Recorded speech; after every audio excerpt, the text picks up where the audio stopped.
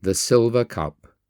Struggling with emotion, he stared at the present, a tall drinking cup. Mr. Dickinson and I were chatting together some time later. "Sir," he said, "please let me thank you now for the silver cup. I could not find any words on Christmas night. For 43 years I have been waiting for that silver cup. It is a long story, one I have kept hidden within me. The beginning was dramatic. I was drowning. My older brother had playfully pushed me into a 15-foot pool in a small town in Nebraska. I was only 5 years old then. As I was about to sink for the second time under the water, a dazzling, multicolored light appeared, filling all space. In the midst was the figure of a man, with tranquil eyes and a reassuring smile. My body was sinking for the third time, when one of my brother's companions bent a tall, slender willow tree in such a low dip that I could grasp it with my desperate fingers. The boys lifted me to the bank and successfully gave me first aid treatment. 12 years later, a youth of 17, I visited Chicago with my mother. It was September, 1893. The great World Parliament of Religions was in session.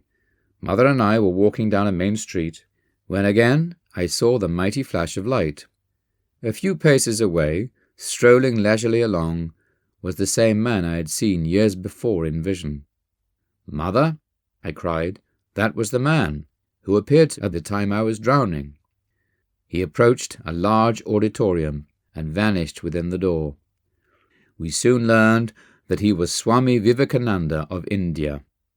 After he had given a soul-stirring talk, I went forward to meet him.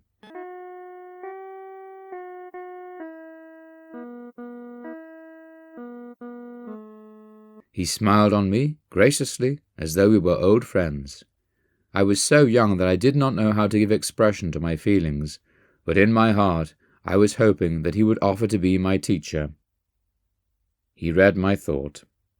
"No, my son, I am not your guru."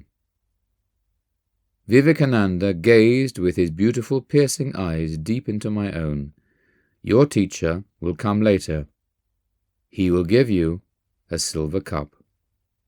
After a little pause, he added, smiling, "He will pour out to you more blessings than you are now able to hold."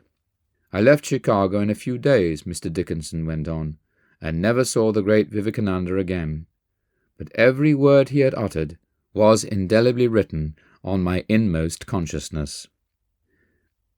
Years passed. No teacher appeared.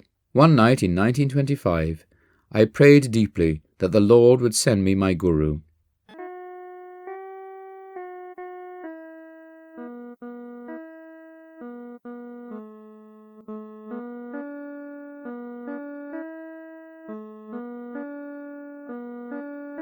A few hours later, I was awakened from sleep by soft strains of melody.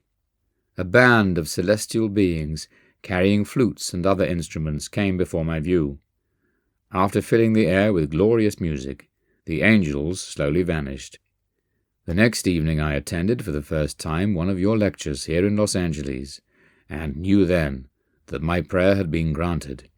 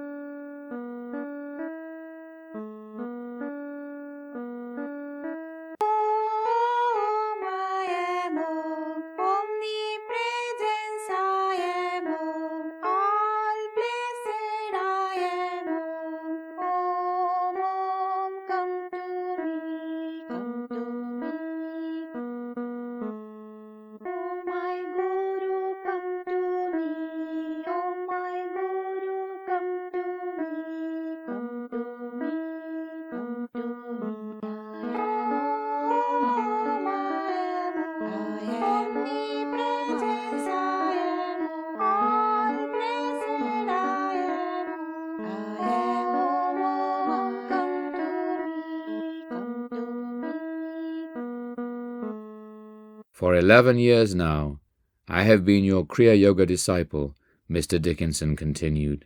Sometimes I wondered about the silver cup. I had almost persuaded myself that the words of Vivekananda were only metaphorical. But on Christmas night, as you handed me the little box by the tree, I saw, for the third time in my life, the same dazzling flash of light. In another minute, I was gazing on my Guru's gift that Vivekananda had foreseen for me 43 years earlier, a silver cup.